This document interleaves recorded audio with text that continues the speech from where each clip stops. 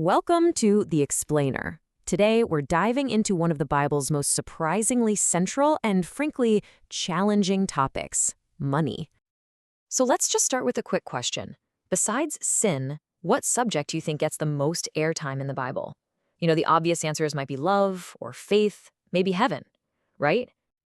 Well, get ready for this because the answer might actually surprise you. It's money. The source material points out there are over 2,300 verses dealing with money, wealth, and possessions. That's more than the verses on faith and prayer combined. That naturally leads to a huge question. Why? Why would this ancient spiritual text be so focused on our finances? What's the connection between our wallet and our soul? The answer, it turns out, is actually pretty simple. Money isn't just currency. It's seen as a diagnostic tool. How we think about it, how we earn it, how we use it, it reveals what's really going on inside of us. Think of it like a spiritual thermometer. It gives a direct, honest reading of our true priorities, our deepest trusts, and what we genuinely value, not just what we say we value. And this famous verse from Matthew just captures that core principle perfectly. It's not presented as a nice little saying, but as a fundamental law of human nature. Our money and our heart are just inextricably linked. To put it in modern terms, show me your bank statement and I'll show you what you worship. So this brings us to our second key idea. If money really does act as a thermometer for our heart, then how we handle it is presented as a kind of test. The core belief here is that your financial life isn't separate from your spiritual life. It's an absolutely critical part of it. The source highlights this verse from Luke to make a really powerful point. It basically frames our management of earthly money as a sort of training ground, a test run.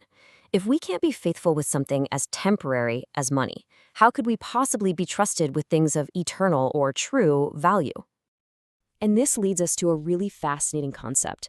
The idea that we are all living caught between two completely different, competing economic systems. So this slide just lays out the two systems, and they could not be more different.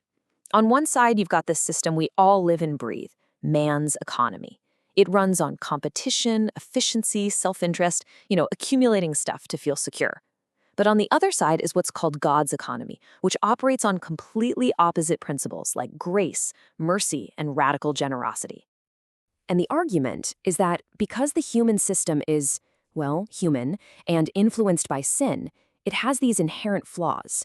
It naturally drifts toward inequality, it incentivizes greed, and it can often lead to the exploitation of people and the planet, all in the name of profit. And this verse from Isaiah really captures that massive gulf between these two ways of thinking. The logic of God's economy, where giving away actually leads to gain and the last are first, is completely alien to the logic of the world's system. It just doesn't compute. So, where do we see this divine economy in its most powerful, its most ultimate form? Well, the source points to one central event, an event that completely flips every single rule of our human economic system on its head. The life of Jesus is presented here as the ultimate paradox of value. Think about it. The king of all creation is born in an animal feeding trough. The owner of everything works as a poor carpenter. The richest being in the universe willingly becomes the absolute poorest. It's a total inversion of everything we think of when we think of status and value. And this verse just crystallizes that central transaction of the divine economy. It's presented as this great exchange.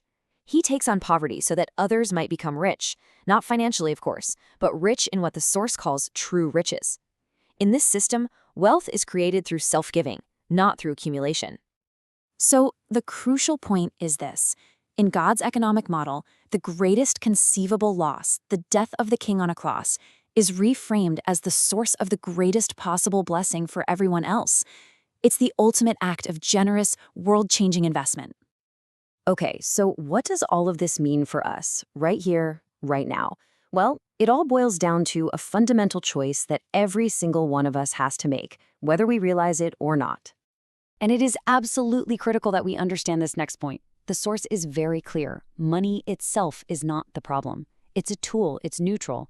The problem comes when that tool becomes an idol, when the love of money takes this central place in our heart that, in this view, belongs only to God. This brings us to a choice between two masters. On one side, serving God, which this says leads to true security and generosity. On the other, serving mammon, which is an ancient term for wealth when it's been turned into a god. Mammon promises security, but what it delivers is anxiety and it demands our total servitude. And Jesus makes this choice explicit. He says you can't hedge your bets, you can't have a divided heart. Ultimately, you're going to love one and hate the other. A choice has to be made about what or who is the ultimate source of your security and your identity.